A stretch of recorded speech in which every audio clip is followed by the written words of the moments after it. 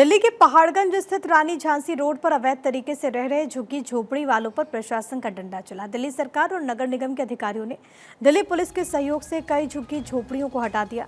दूसरी तरफ झुग्गी झोपड़ी में रहने वालों का कहना है कि 50 साल से वो यहाँ पर रह रहे हैं और बिजली का मीटर समेत आधार कार्ड, वोटर ID कार्ड सब उनके पास है। बावजूद बिना किसी नोटिस या फिर बिना किसी जानकारी के नगर निगम के अधिकारियों ने पुलिस की सहायता लेकर आते बुलडोजर चला दिया।